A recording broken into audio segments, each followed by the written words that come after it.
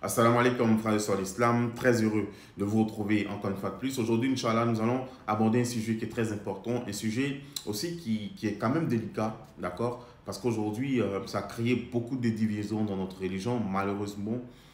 Et ce sujet-là, c'est les innovations dans la religion, ce qu'on appelle bid'a. Mes frères et sœurs d'Islam, aujourd'hui, il y a tellement de pratiques innovantes dans notre religion que je vous assure que si les premiers musulmans du temps du prophète Mohammed se retrouvaient aujourd'hui à notre époque, ils allaient se demander c'est quelle religion nous on pratique. Tellement nous avons apporté beaucoup d'innovations dans la religion. Regardez ce que Dieu va dire dans le Coran. Dieu va dire dans le Coran, dans la sourate 59, verset 7, il dit « Prenez ce que le messager vous donne, et ce qu'il vous interdit, abstenez-vous-en, et craignez Allah, car Allah il est Dieu en poursuite. » Allah dit « Ce que le prophète nous donne comme enseignement, c'est ce qu'on doit prendre. Ce qui nous interdit, on doit s'en écarter. Et on doit craindre Dieu parce que Dieu, il est Dieu en poursuite. Alors, on nous dit encore dans le Coran, il dit celui qui rompt, celui qui coupe avec le prophète Mohammed sallallahu alayhi wa sallam, après avoir vu clairement la voie du salut et qui suit un chemin autre que celui des croyants, c'est-à-dire celui du prophète et des compagnons. Allah, il va faire quoi? Il va l'abandonner à son triste sort qu'il a choisi. Puis, il sera jeté en enfer. Et quelle mauvaise destination. Donc, vous voyez mes frères en islam, notre religion est une religion complète. Il n'y a rien qui manque dans notre religion. Ajouter quelque chose serait à dire qu'il y a quelque chose qui manquait.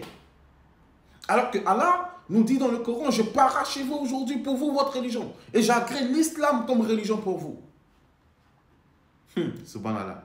Nous, on a créé des innovations. Et cette innovation, même aujourd'hui, c'est le Mawlud, la célébration de l'anniversaire du prophète Mohammed sallallahu alayhi wa sallam. Sans aucune source, ni coranique, ni dans les hadiths. Alors que le prophète sallallahu alayhi wa sallam nous dit quoi? Je vous laisse deux choses. Le Coran et ma sunna. Celui qui veut être bien guidé, qui suivent le Coran et qui suivent ma sunna. Et d'ailleurs, ceux qui aujourd'hui célèbrent la Mawlud nous disent que c'est leur manière de célébrer, de montrer leur amour pour le prophète. C'est ça, non? Il n'y a pas de problème. On est d'accord avec ça. Mais qu'est-ce que le prophète lui-même dit? Il dit, celui qui m'aime fait revivre ma sunna. C'est-à-dire que pour montrer ton amour pour le prophète là, c'est de suivre sa tradition, de suivre sa sunna, de faire revivre sa sunna. Mais est-ce que ce que vous faites, qui est la célébration du Mawlud là, est-ce que ça fait partie de la sunna du prophète Mohammed sallallahu alayhi wa sallam? Non. Le prophète sallallahu alayhi wa sallam, il dit toute innovation est un égarement. Tout égarement conduit en enfer. Subhanallah. Faites attention. Faites très très attention. Aujourd'hui, la religion, c'est devenu du business. On crée des choses pour se remplir les poches, pour se remplir le ventre. Mais il faut craindre Dieu. Est-ce que nous, on peut prétendre aimer le prophète plus que les compagnons qui ont vécu avec lui, qui ont sacrifié leur vie pour lui? Est-ce que nous, on peut aimer le prophète plus qu'Abou Bakr, plus que Aïcha, plus que Oumar ibn al-Khattab, plus que Ousmane, plus que Ali? Non. Le prophète sallallahu alayhi wa sallam va nous dire encore, il dit, je n'ai laissé aucune chose qui vous rapproche d'Allah sans vous enjoindre de l'accomplir. Ça veut dire que toutes les actions qui pourraient nous rapprocher davantage de Dieu, il nous a déjà recommandé de faire ces choses-là. Et parmi ces choses-là, le Mawlud n'en fait pas partie. Quand on en parle aujourd'hui, les gens nous combattent. On nous traite de Wahhabia, de ceci, de cela. Moi, je ne suis pas Wahhabia, je suis musulman. Et le musulman doit raisonner. Allah dit, Afala taqiloun, ne réfléchissez-vous donc pas. Il faut raisonner. Allah dit, il a fait descendre le Coran pour qui? Pour les doués d'intelligence. Ça veut dire quoi? Il faut faire travailler ton intelligence pour comprendre la religion. Il ne faut pas suivre les gens. Parce qu'on a trouvé nos grands-pères faisaient Mawlud, on fait Mawlud. Mais l'origine de Mawlud, c'est quoi? Voilà la vraie question. Le prophète ne l'a pas fait. Le prophète dit, priez comme vous m'avez prié. Priez. Suivez ma sunna. Celui qui ne suit pas ma sunna ne fait pas partie des miens, ne fait pas partie de ma communauté. Est-ce que nous, aujourd'hui, on suit la sunna? Est-ce qu'on suit la sunna? Et le prophète, Allah va aller plus loin dans le Coran. Il va dire quoi? Il va dire, vous, les musulmans, c'est de nous qu'il parle. Si vous aimez vraiment Allah, suivez le prophète. Allah va vous aimer. La condition ici, pour que Dieu nous aime, c'est qu'on suive le prophète. Est-ce qu'en faisant Mawlud, en célébrant Mawlud comme vous le faites, est-ce que vous suivez le prophète? Est-ce que vous suivez le prophète? Nous, on ne peut pas être plus pratiquants que le prophète et ses compagnons. Jamais. C'est eux les exemples qu'on doit suivre. Et d'ailleurs, Allah nous rappelle encore dans le Coran, dans la sourate 33. Il dit quoi? Vous avez en la personne du prophète Muhammad un excellent modèle à suivre. Un excellent modèle à suivre. Le modèle que nous, musulmans, nous devons suivre, ce n'est pas ces chèques-là, ce n'est pas eux, c'est le prophète. Mais le prophète était comment?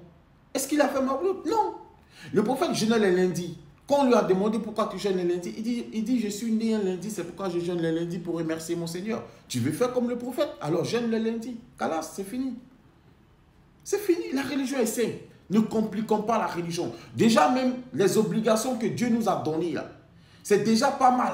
C'est déjà assez que d'autres personnes n'arrivent même pas à faire les 5 prières par jour. Que d'autres personnes inventent des maladies pendant le mois de Ramadan. Que d'autres personnes n'arrivent pas à faire la zakat ni le pèlerinage. Déjà que ce n'est pas facile. Que nous, on va encore se surcharger des choses qui n'ont rien à voir avec la religion. Non.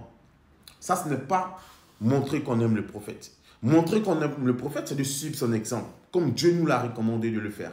Parce qu'il est le meilleur modèle à suivre. Personne ne viendra être meilleur que le prophète. Personne ne viendra pratiquer la religion mieux que le prophète lui-même. Personne. Mieux que ses compagnons. Personne. Donc, soyons réalistes, soyons justes. Regardons la vérité en face. C'est des pratiques qui sont nouvelles, qui sont des innovations, qui n'ont pas de place dans la religion. Non. La religion, ce n'est pas de l'amusement. Allah dit, craignez Allah et suivez le prophète. Il nous ordonne de suivre le prophète. Est-ce qu'en faisant Mawlud, c'est le prophète qu'on suit? Non. On ne fait pas de débat. On ne dit pas, on ne le fait pas pour diviser la religion. Ben non, mais arrivé un moment, il faut qu'on dise la vérité aux gens. Il faut qu'on dise la vérité. Et moi, je ne fais pas mes prêches pour faire plaisir à quelqu'un. Je ne veux pas être aimé de quelqu'un même. Voilà. À partir du moment où Dieu nous aime, c'est le plus important. Voilà. Parce que le prophète sallallahu alayhi wa sallam, il a dit, c'est que je crains le plus pour ceux qui vont venir après nous là. C'est les imams égareurs. Les imams égareurs. Subhanallah. Qu'Allah nous guide sur le droit chemin, mes frères sur l'islam. Disons la vérité aux gens. Et craignons le jour où on va les rencontrer, Allah subhanahu wa ta'ala. Ne craignons pas les gens, craignons Dieu. Craignons Allah.